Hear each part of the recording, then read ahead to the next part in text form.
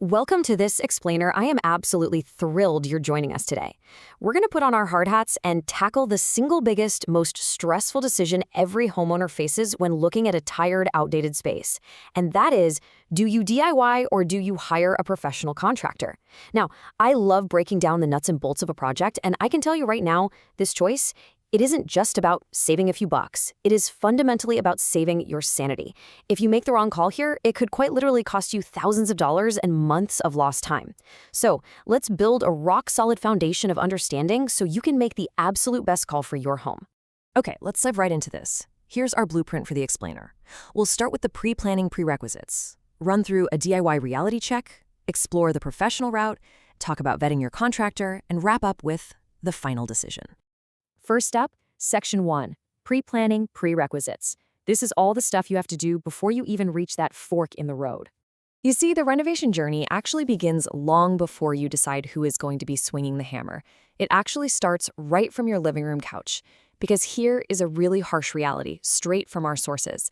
If you call a contractor before you do these pre-planning steps, you will absolutely overspend, not just by a little bit, but by a lot. Calling a pro right from your couch before you've done your own internal homework is a huge mistake. We've got to establish the ground rules first.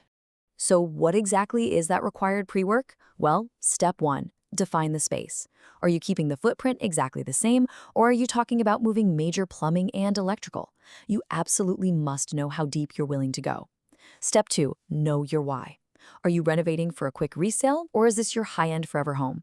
Designing for a flip means keeping budgets super tight, and that differs completely from choosing premium finishes for your dream home. At step 3, set a realistic budget ceiling. You need a hard maximum number that actually makes you a little uncomfortable to cross, and you need that number before anyone even gives you a quote. Moving right along to Section 2, the fork in the road. We're calling this the paper exercise. I want you to physically imagine taking a blank piece of paper and drawing a bold line right down the middle. This is hands down the best way to make this abstract choice tangible. Let's look at the two sides. On the left side, we have DIY. Obviously, this requires a high time commitment, and yes, it has the potential to save you money.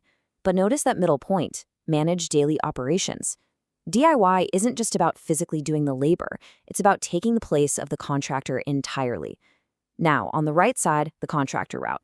It's way less hands-on for you, and you're essentially paying for speed, expertise, and logistical problem solving.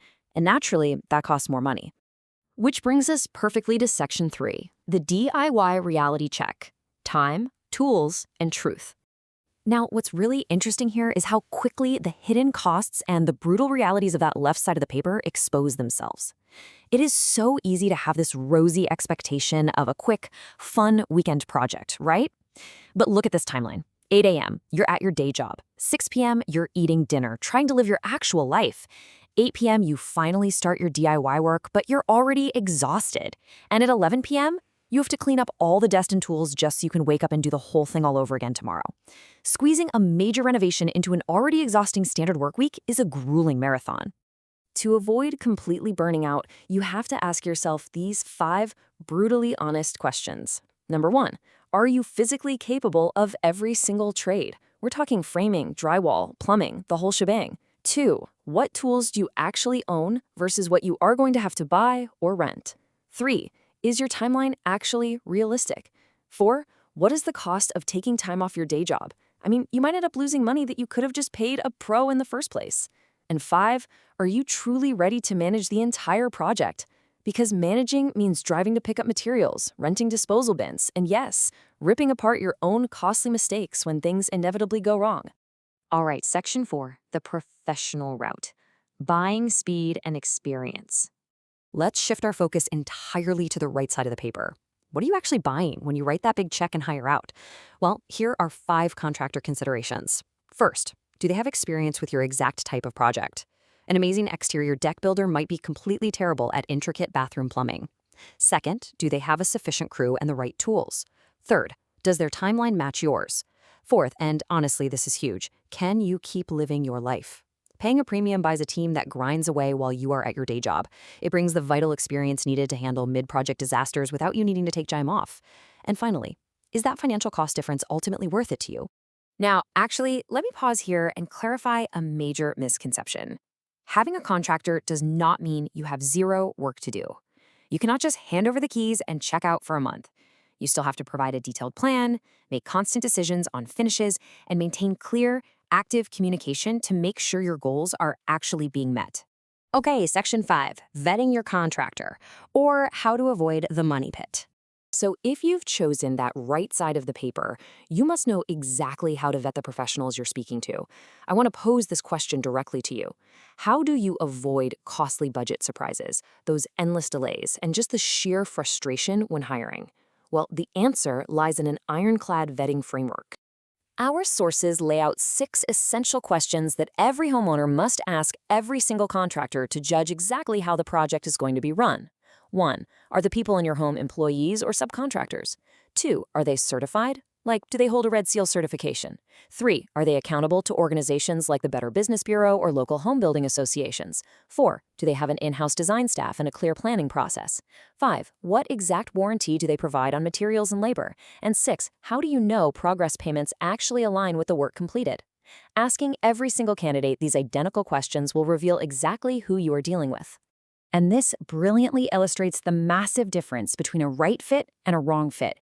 A wrong fit means a disconnect between the design phase and the construction phase, which leads to terrifying budget unknowns.